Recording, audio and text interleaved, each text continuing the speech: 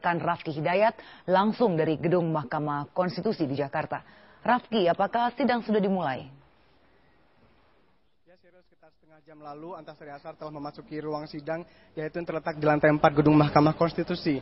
Ini merupakan tahap awal, yaitu tahap pemeriksaan pendahuluan dari Judicial Review Undang-Undang Nomor 8 Tahun 1981 KUHP, yaitu pasal 268 ayat 3, di mana dalam pasal ini dinyatakan bahwa sebuah peninjauan kembali atau PK dalam sebuah kasus hukum hanya bisa dilakukan satu kali saja. Di sini pemohon yaitu Antasari Azhar mengajukan judicial review dan mengharapkan bisa dilaksanakan review terhadap undang-undang tersebut dan mengharapkan bisa nantinya dilaksanakan PK atau peninjauan kembali untuk kedua kalinya.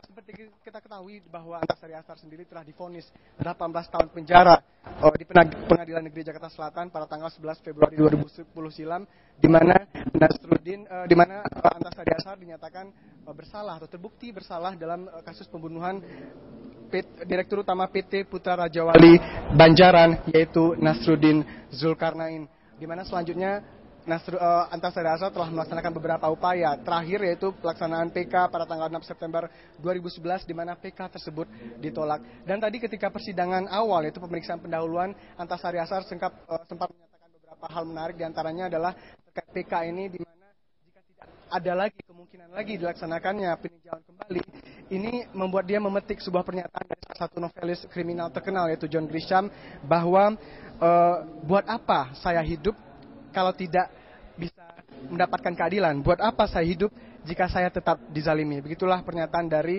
Antasari Azhar, di mana ada beberapa hal yang dia harapkan bisa diungkapkan pada PK kedua, jika itu memungkinkan, jika bisa dilaksanakan judicial review, di mana dia mengharapkan bahwa beberapa hal yang belum bisa dibawa di persidangan atau belum dibuktikan di persidangan, seperti misalnya persoalan baju dari Nasruddin Zulkarnain ketika dia ditembak. Seperti kita ketahui, adik dari Nasruddin Zulkarnain yaitu Andi Syamsuddin Iskandar menyatakan ketika dia melihat kakaknya koma, tidak ada baju berdarah yang digunakan yang digunakan ketika penembakan terjadi. Selain itu, dia mengharapkan adanya pakaian tersebut. Selain itu juga ingin mengharapkan bahwa tembakan yang dibuktikan oleh ahli forensik bahwa terdapat 3 tembakan, bukan 2 tembakan seperti yang dinyatakan dalam persidangan, itu diungkapkan. Dan berikut kita saksikan bersama persidangan pertama dari pengajuan judicial review dari Antasari Azhar ini.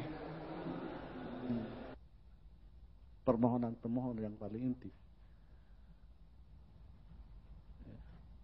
Ya, kalau tadi kan sudah secara jelas disampaikan oleh prinsipal bahwa intinya itu kan penegakan hukum dan keadilan. Ya, sebuah proses penegakan hukum di lembaga peradilan manapun ya memang intinya kan untuk mencapai keadilan ya. Jadi mungkin nanti ya ini hanya sekedar masukan ya, hanya itu minta penegasan dari pemohon. Apakah memang ini artinya berdasarkan pemantauan ilmu pengetahuan dan teknologi, ya tentu dikaitkan dengan penegakan hukum dan keadilan tadi.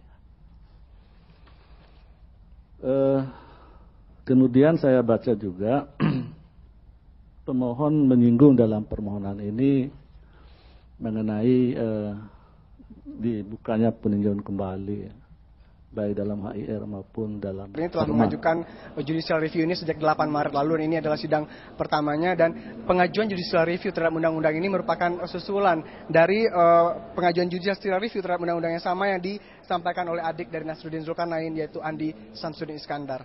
Demikian kembali ke studio, Sheryl. Ya, baik, terima kasih Rafki dari Pengadilan Konstitusi